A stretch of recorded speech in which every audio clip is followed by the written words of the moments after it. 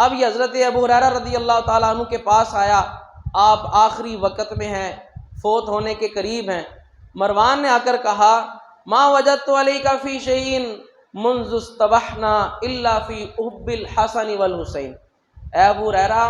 آپ صحابی رسول ہیں، میں ساری زندگی آپ کا بڑا ادب و احترام کرتا رہا ہوں، آپ نے جو بھی بات کبھی ہمیں سخت لہجے میں بھی کہی، ہم نے آپ کی بات برداشت کی، ایک بات صرف مجھے ساری زندگی آپ سے گلہ رہنا ہے۔ وہ گلہ کیا ہے؟ گلہ یہ ہے کہ آپ حسن و حسین سے بڑی محبت کرتے رہے۔ آپ اندازہ کریں، آج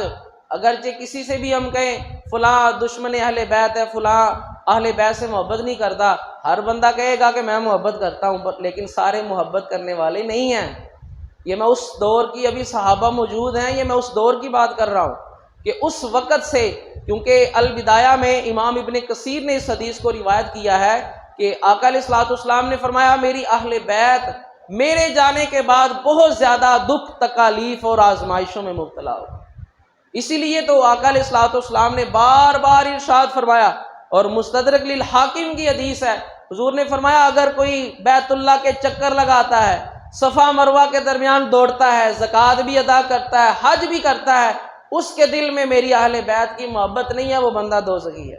نہ حج کام، نہ اس کی نمازیں کسی کام کی، نہ زکوٰۃ، نہ صدقات کسی کام کے۔ کیوں؟ آقا علیہ الصلوۃ والسلام نے ارشاد فرمایا حسن مجھ سے ہے، حسین مجھ سے ہے، میں حسین سے ہوں، اس سے جس نے محبت کی اس نے مجھ سے محبت کی، جس نے اس کے ساتھ بغض رکھا اس نے دراصل اس کے دل میں میرے خلاف بغض ہے۔ تو آپ بتائیں، جس کے دل میں حضور کا بغض ہو وہ عاشق رسول، وہ مومن بھی ہو سکتا ہے؟ اور یہ اس دور کی میں بات کر رہا ہوں کہ اس وقت بھی اہل بیت کے ساتھ لوگ کس قدر معاذ اللہ ان کی گستاخی، بے ادبی اور نفرت کا اظہار کرتے تھے۔ کہنے لگے کہ آپ سے مجھے صرف ایک مسئلہ رہا ہے، آپ حسن و حسین سے بڑی محبت کرتے رہے تھے۔ حضرت ابو ہریرہ رضی اللہ تعالیٰ عنہ لیٹے ہوئے تھے تو اٹھ کے بیٹھ گئے۔ آپ نے فرمایا اشہد، میں گواہی دیتا ہوں، شہادت دیتا ہوں اس بات کی، لخرجنا مع رسول اللہ، ہم حضور کے ساتھ نکلے، حتیٰ کہ ہم جس سفر پر تھے اس سفر میں ہم رستے میں تھے تو آقا علیہ الصلوۃ والسلام نے حسن و حسین کے رونے کی آواز سنی۔ اب حضور کو محبت کتنی تھی، یہ تو ایک سفر کا واقعہ ہے۔ مدینہ منورہ میں حضور سیدہ فاطمہ الزہرا، چونکہ ان کا حجرہ بالکل آقا علیہ الصلوۃ والسلام کے حجرے کے ساتھ تھا،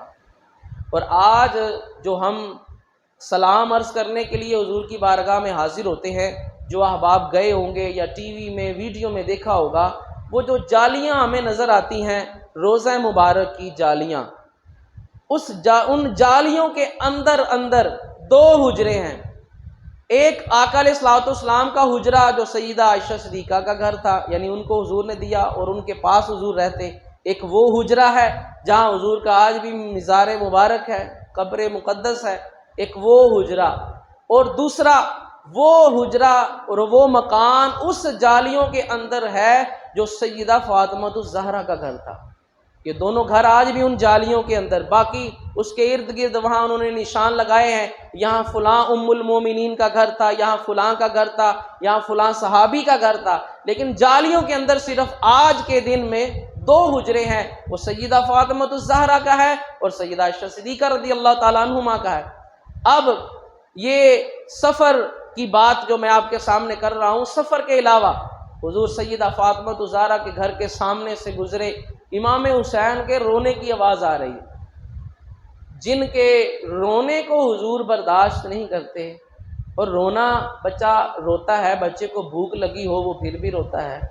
بچے کو کوئی چیز چاہیے نہ دی جائے بچہ پھر بھی روتا ہے، لازمی نہیں کہ بچے کو تکلیف ہی ہو، بچے کو چوٹ لگے، بچے کو مارا جائے تو پھر ہی روتا ہے، چھوٹا بچہ تو بلا وجہ بھی کسی چھوٹی سی بات پر بھی روتا ہے۔ تو آقا علیہ الصلوۃ والسلام گزر رہے ہیں، امام حسین کے رونے کی آواز آ رہی ہے، حضور نے باہر سے آواز دی فاطمہ اس کو رونے نہ دیا کرو، اس کا رونا مجھ سے برداشت نہیں ہوتا۔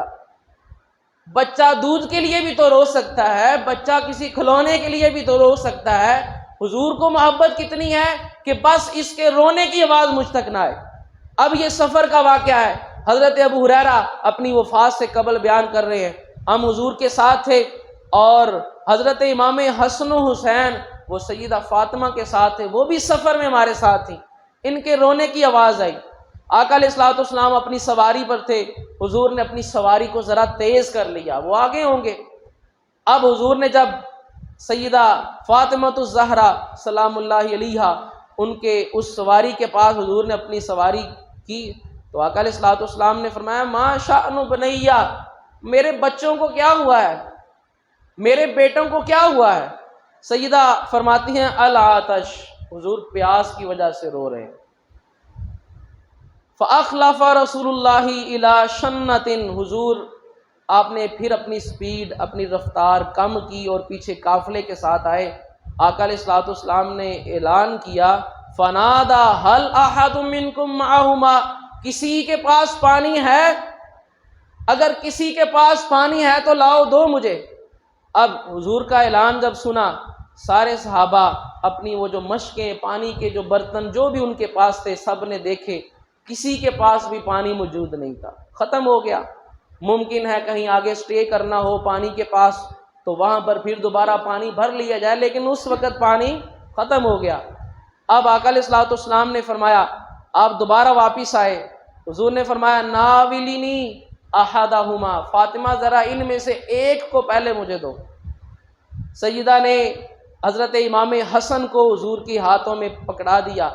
آقا علیہ الصلوۃ والسلام نے پہلے تو ان کو سینے سے لگایا،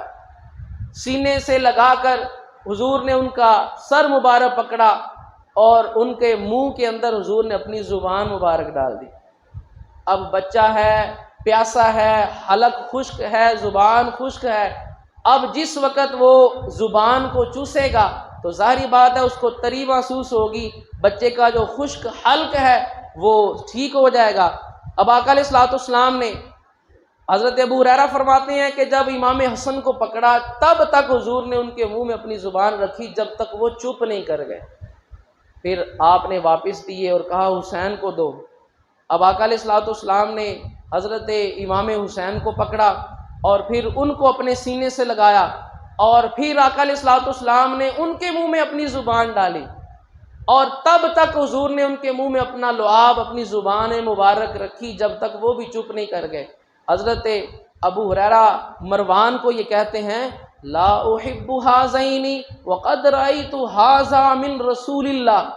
ہمارے پاس تو اتنی ہمت نہیں ہے کہ ہم پڑھ سکیں یا سنا سکیں۔ ابو ہریرہ کہتے ہیں مروان مجھے تو ہی بتا، جن آنکھوں نے یہ منظر دیکھا ہو وہ محبت نہیں کرے گا ان سے، جن آنکھوں نے اللہ کے محبوب کے کاندھوں پر ان کو دیکھا ہو وہ محبت نہیں کریں گے ان سے،